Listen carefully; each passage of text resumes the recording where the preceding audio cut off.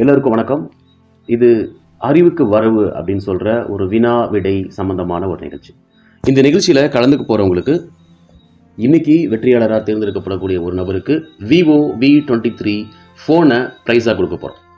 இன்னைக்கு திருக்குறள் சம்பந்தமான கேள்விகளை கேட்டு அதுக்கான பதிலை யார் சரியாக சொல்கிறாங்களோ அவங்களுக்கு பரிசும், இதை பார்க்குற உங்கள் எல்லாருக்கும் திருக்குறள் சம்பந்தமாக நீங்கள் இதுவரைக்கும் கேள்விப்படாத சிறந்த தேவையான தகவல்களும் கிடைக்கும். ஸோ படிக்கிற குழந்தைங்க, என்டர்டெயின்மெண்ட்காக பார்க்குறவங்க, தமிழ் உணர்வுக்காக பார்க்குறவங்க, இவங்க எல்லாருக்கும் இந்த நிகழ்ச்சி பிரயோஜனமாக இருக்கும் அப்படின்னு நாங்கள் நம்புகிறோம். ஸோ இந்த நிகழ்ச்சியை தொடர்ந்து பாருங்கள். இது பேசிக் தான், இனிமேல் தான் இதோட குவாலிட்டியான விஷயங்கள்லாம் இனி வரக்கூடிய நாட்களில் வரும். ஸோ இப்போ இந்த நிகழ்ச்சியின் ஆரம்பத்தில் முதல் கேள்வியோடு ஸ்டார்ட் பண்ணுறோம். திருக்குறள் அறிவுக்கு ஒரு வரவு, யார் வெற்றியாளர் அப்படின்னு பார்க்கலாம் வாங்க. அறிவுக்கு வரவு. இந்த விளையாட்டுல நான் 20 கேள்வி கேட்பேன். இதுல அதிகப்படியான கேள்விகளுக்கு யார் பதில் சொல்லியிருக்கீங்களோ அவங்களுக்கு இந்த போனை கொடுப்பேன், விவோ V23. இந்த போனை ஜெயிக்க போறது யாரு உங்களில் அப்படின்னு பார்க்கலாம். ஓகே, உங்களுக்கெல்லாம் திருக்குறள் அப்படின்னு என்னன்னு தெரியுமா? நான் கேட்க போற கேள்விகள் எல்லாமே திருக்குறள் சம்பந்தமான கேள்விகள் மட்டும்தான். என் பேர் தேஜஸ்வினி. அறிவுக்கு வர நிகழ்ச்சியில கலந்துக்கிறதுக்கு எனக்கு சந்தோஷம். என் பேர் ராஜரிஷி. அறிவுக்கு வரவு இந்த நிகழ்ச்சியில கலந்துக்கிறதுக்கு எனக்கு ரொம்ப சந்தோஷம். அறிவுக்கு வரவு இந்த நிகழ்ச்சியில சேர்ந்துக்கிறது சந்தோஷம். முதல் கேள்வி, தேஜஸ்வினிக்கு திருக்குறளை எழுதியது யார்? Kambar, Valmiki, Thiruvalluvar. Your time start now. Thiruvalluvar சரியான பதிலான்னு பார்க்கலாம்.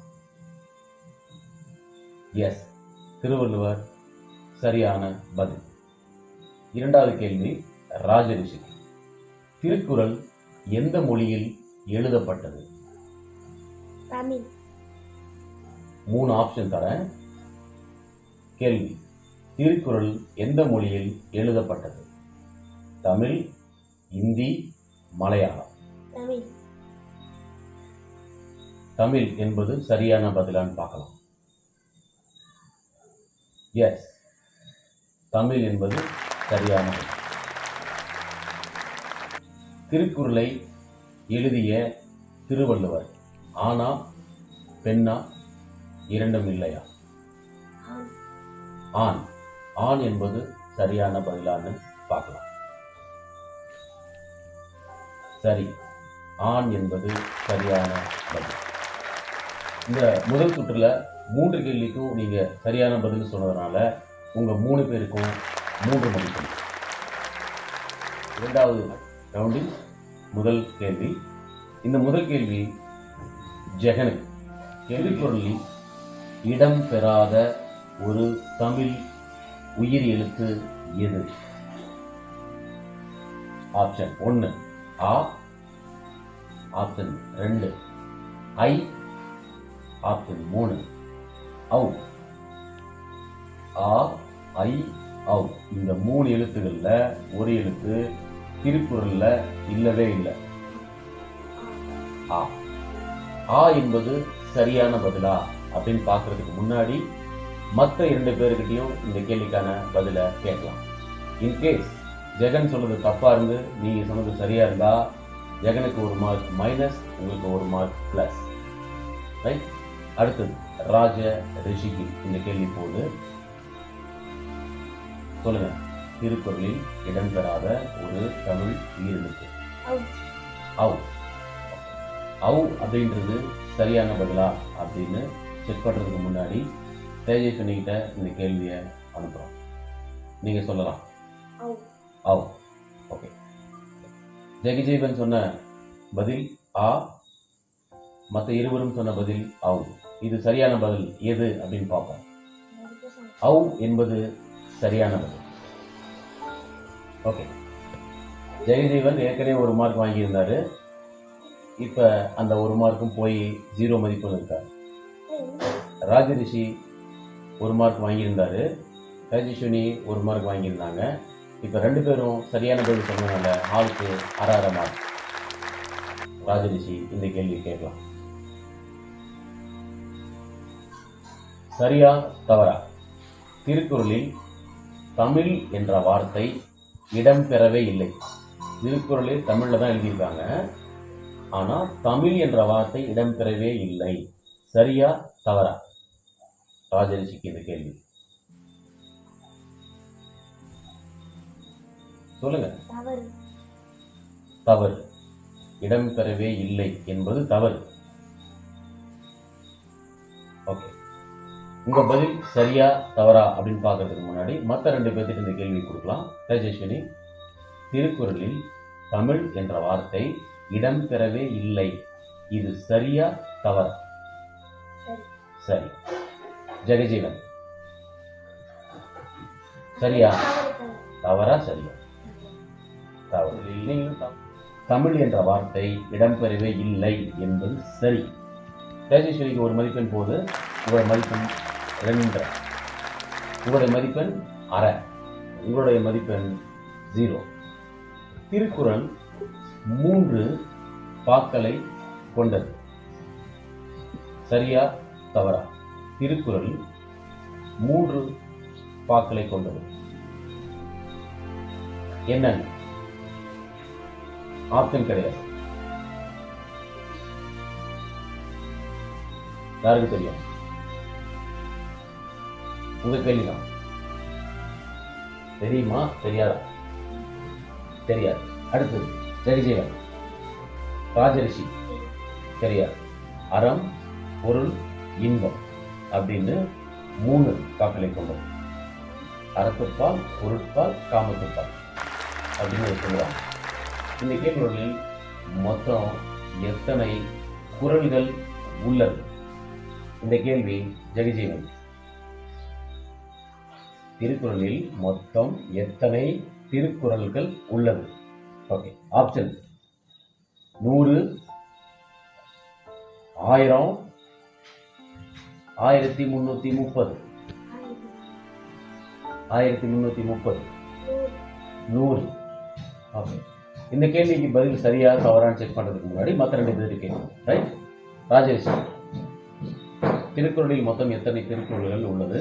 Option 1 100, option 2 1000, option 3 1330.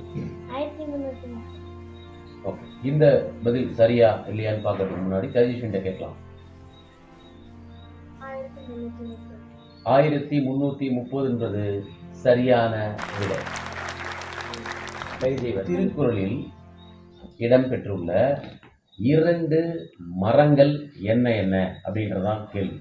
Rajarishi, option: பழமரம், மூங்கில் மரம், தென்னை மரம், வாழை மரம், கொய்யா மரம், மாமரம். டைம் போகுது. தென்னை மரம். ஓகே, இது சரியா தவறான்னு பார்க்கலாம். நீங்க சொல்லுங்க. பனைமரம், மூங்கில் மரம். ஓகே, இது சரியான்னு செக் பண்ணலாம். நீங்க சொல்லுங்க ஜெகஜீவன். பனைமரமும் மூங்கில் மரமும். Very good. ஆல்ரெடி ராஜரிஷிக்கு 1 மதிப்பெண் இருக்கு. இப்போ அந்த 1 மதிப்பெண்ணும் போச்சு. நீங்க சொன்னது தவறான பதில்.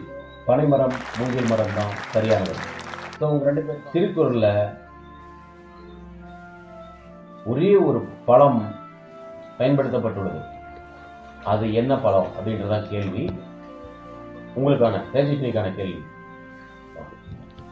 மாதுளம்பழம், கொழிஞ்ச பழம், நெருஞ்சி பழம்.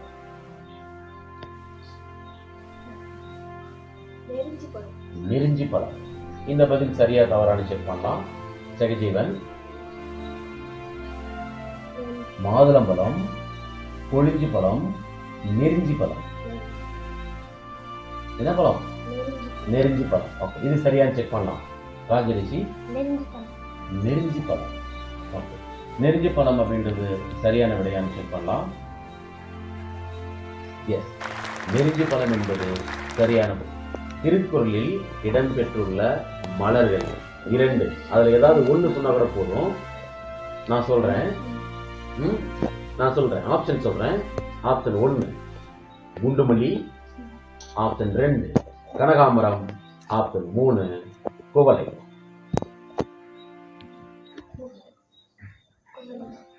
குவளை. ஓகே, இது சரியானு செக் பண்ணலாம். நீங்கள் சொல்லுங்கள். குண்டுமல்லி, கனகாமரம், குவளை, இந்த 3 மலர்களில் எந்த மலர் திருக்குறளில் இடம்பெற்றுள்ளது? சொல்லுங்க. குவளை. குவளையா கனகாமரமா? கனகாமரம். கனகாமரம் என்பது சரியான செக் பண்ணலாம். ராஜேஸ்வரி நீங்க சொல்லுங்க. குவளை. குவளை என்பது மிக சரியான பதில். இந்த பதிலை சகஜீவன் சொன்னதுனால சகஜீவனுக்கு ஒரு மதிப்பெண். இந்த கேள்வி ராஜரிஷிக்கானது. திருக்குறளில் மொத்தம் எத்தனை அதிகாரங்கள் உள்ளது? பதில் 122, 133, 134. Very good. அடுத்தது இந்த பதில் சரியா தவறான்னு செக் பண்ணலாம். 134. Very good. நீங்க சொல்லுங்க. 133. நீங்க என்ன சொல்றீங்க? 134 என்பது தவறான பதில். 133 அதிகாரங்கள் என்பது சரியான பதில். இந்த கேள்விக்கு சரியான பதில் சொன்ன ராஜேஸ்வரிக்கு ஒரு மதிப்பெண்கள். ஒரு அதிகாரத்தில் எத்தனை திருக்குறள் உள்ளது? ஆப்ஷன் 10, 12, 16. உங்க பதில் என்ன? 10. ஜெகஜீவன் உங்க பதில் என்ன? 10. உங்க பதில் என்ன? 10. 10 என்பது சரியான பதில். தேஜஸ்வரிக்கு ஒரு மதிப்பெண். 133 அடி உயரம் உள்ள திருவள்ளுவர் சிலை எங்கே உள்ளது? இந்த கேள்வி ஜெயஜீவனுக்கு. இந்த கேள்விக்கான பதில் ஆப்ஷன் 3 கொடுக்கிறேன். 1 சேலம்,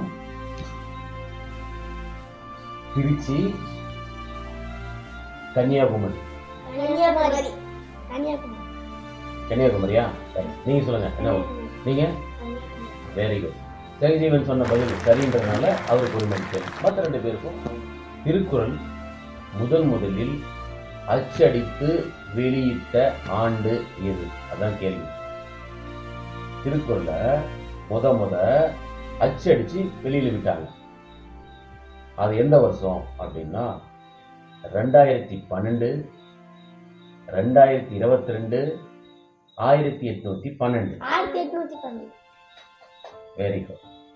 இந்த கேள்விக்கு சரியான பதில் சொன்னதுனால ராஜரிஷிக்கு ஒரு மதிப்பெண், மற்ற யாருக்கும் மதிப்பெண் இல்லை. ஓகே, நிகழ்ச்சியின் இறுதி பகுதிக்கு வந்துட்டோம். இந்த நிகழ்ச்சியில அதிக மதிப்பெண் எடுத்தவங்க தான் வெற்றி பெற்றவங்களா அறிவிக்கப்படுவாங்க. அவங்க யாரு அப்படின்னு பார்க்கலாம். 7 மதிப்பெண்கள் எடுத்து இந்த நிகழ்ச்சியில் வெற்றி பெறுவது தேஜஸ்வினி.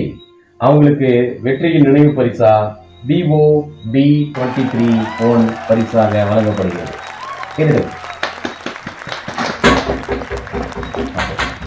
மீண்டும் அறிவுக்கு வரவு அப்படின்ற நிகழ்ச்சி அடுத்த வாரம் சனிக்கிழமை இன்னொரு டாபிக்ல தொடரும். நன்றி, வணக்கம். பை சொல்லுங்க.